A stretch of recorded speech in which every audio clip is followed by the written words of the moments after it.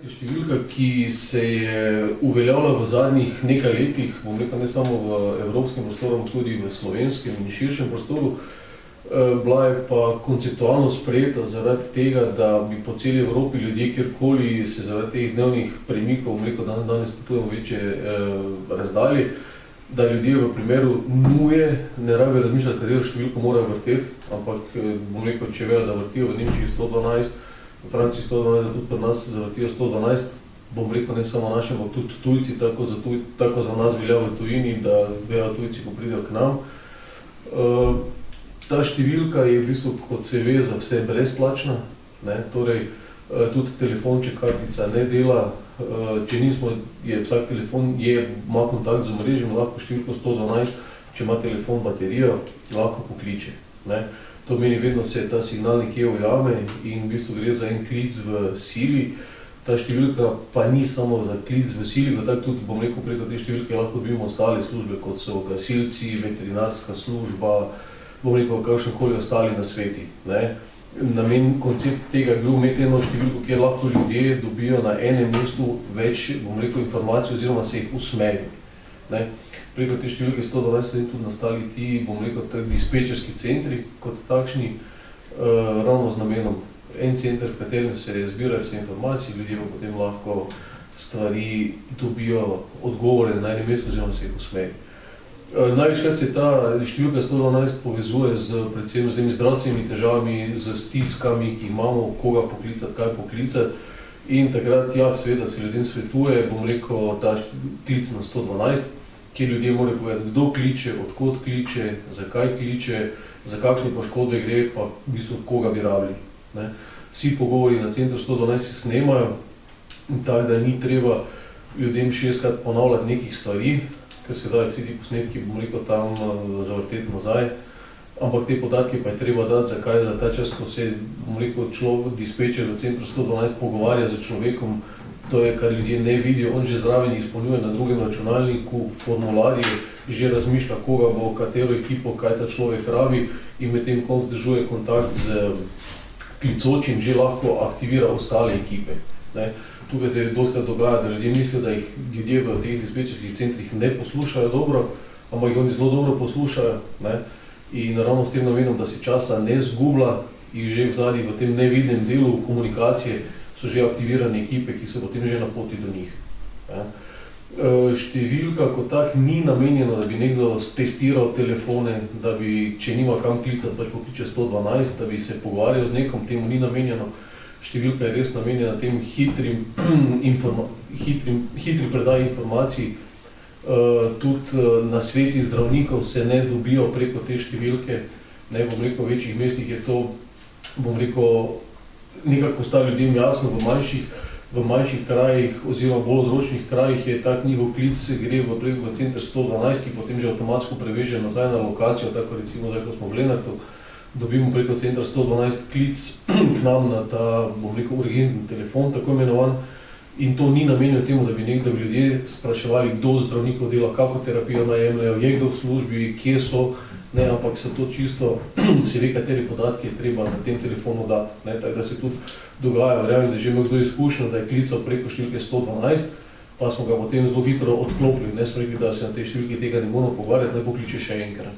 Seveda to pri ljudeh izzove malo nestrinjanje ali pa nerganje, ampak namen je, da jih ravno tudi preko tega prispevka naučimo, zakaj ta številka. Ker če nekdo z enimi takimi, bom rekel, v tem primeru nepomembnimi informacijami zaseda linijo, naj ljudje razmislijo, ko kliče to številko, da se pa v tem trenutku mogoče komu zgodilo, ki bi pa rabo pomoč, ki bi rabo neka navodila, ni treba, da vedno gre nek avto do njega oziroma neka ekipa, ampak da dobi v tistem trenutku nujne informacije, pa jih ne more dobiti, ker nekdo sedi, v narekovajih sedi na liniji in sprašuje, bom rekel, stvari, ki niso za reševanje preko te linije. Zato dosti rečemo ljudem, oziroma včasih rečemo ljudem, da naj enostavno pokličejo še enkrat na številko zdravstvenega doma. In to brez strahu tudi, da če bi v tem času, ko ljudje recimo pokličejo pa ekipe, ni v zdravstvenem domu, ker je šla na teren, se ukvarja z nekim pacientom zunaj hiše, da bi oni ostali brez tega komunikacijskega, da ne bi prišlo tega komunikacijskega šuma.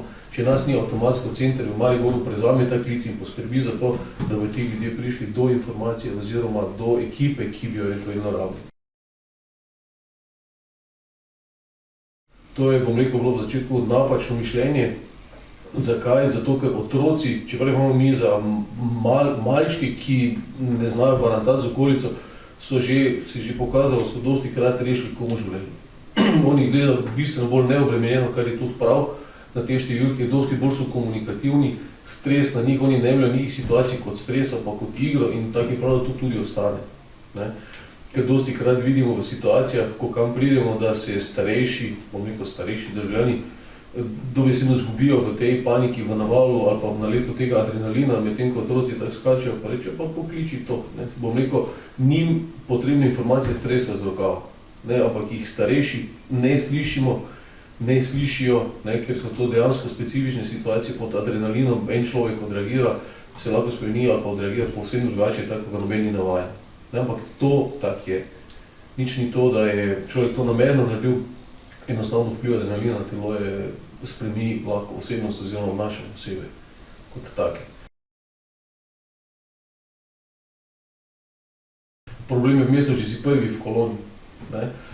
Tukaj pri nas si vedno prvi v koloni. Ne? In tako si rekel, ne, kaj zdaj narediti, če vidiš v ogledalu, ponavadi danes, ko so avtomobili vedno boljši, ko so vedno bolj zvočno zatesnjeni, prej vidiš luči, ne, kot pa slišiš zvok. Ne? In dejansko, tudi če poslušaš glasne radio, niti slišiš, niti ne vidiš, pa nekrat imaš ob sebi reševalno vozilo. Ne? Kaj narediti?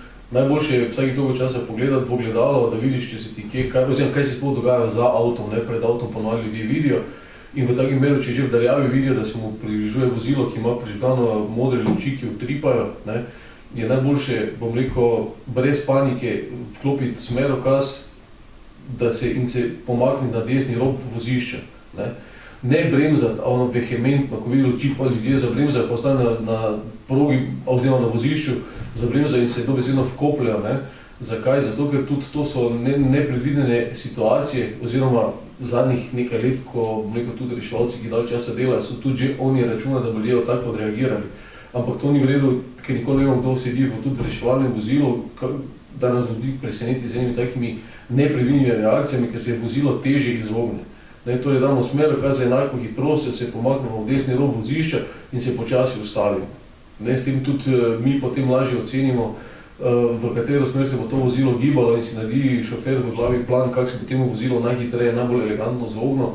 Zakaj? Zato, ker imamo vedno ponavadi, oziroma v eno smer vožnje, imamo vedno pacienta v avtu. In za pacienta, ki je deležen tekoče hitre vožnje, prevoz ni problematično postane naglo hitro zaviranje zaradi drugih. Na avtocestah so, bom rekel, so ljudje tudi že osvojili oziroma so bili podučeni, da v primeru nesreče, ko nastane, se naredi ta reševalni pas, kjer se sprosti ta vozni pa prehitevalni pas, vsak gre na svojo stran, eni na levo, eni na desno, da ostane vmes koridor, po katerem se lahko vozilo, potem bodi si to gasilci, reševalci, policija, pripelje do mesta nezgode, ljudje stopijo iz avta in se omaknejo, se ne približujejo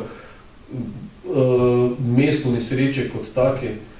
Vedno manj vidimo tudi tega, da bi ljudje tako zmočali, da prodajo zjala, ampak ja, vsakega zanima, kaj se dogaja. Radovedni smo, genetsko smo radovedni, da bi videli nekaj novega, ampak v teh primerih je treba vedno razmišljati o sebi, paziti na sebe, da ne stopimo, ker te službe, ko prihajamo na mesto, je nam fokus čim prej priti do pacienta, pa mu nuditi pomoč.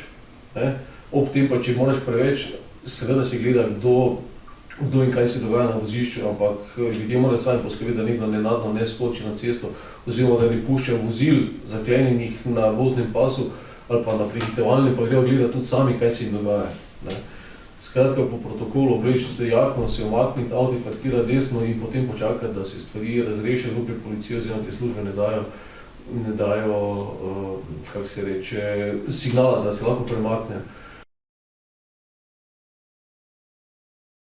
Če se komu zgodi kaj v avtu, da mu postane slabo, da ima občutek, da je kot šofer potreben pomoči, isto se postaviti ob vozišče, na vidno mesto vklopiti vse 4 žmigavce oziroma smerokaze in potem poklicati po telefonu pomoč oziroma odpreti okno, dati na nek način signal, da če se bo slučajno pripeljalo kako vozilo mimo, da bodo ljudje takoj prepoznali, da se nekaj dogaja, da se ni človek ustavil zaradi tega, ker telefonira po mobitelu ali ker se je pač ustavil, ker nima druga zadela, da pa opazuje naravo, ampak da bo takoj, da avto da nekaj, da že preko avto da neke signale, da se ne počutijo dobro, ker potem se bodo tudi ostali ljudje ustavili, vprašali, kaj meni bo lahko oni obvestili, bom rekel, ustrezne službe, ne, bojo poklicali recimo reševalno, ne, bom rekel, reševalce preko 112.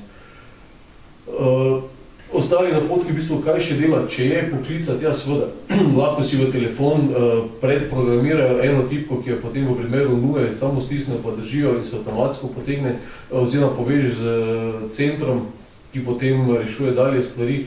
Danes je fajn, ker je tehnologija šla dolgo naprej, da nekateri telefoni, nekateri ljudje imajo vklopljene te GPS lokacije in se potem lahko enostavno prebere, kot je klic prišel.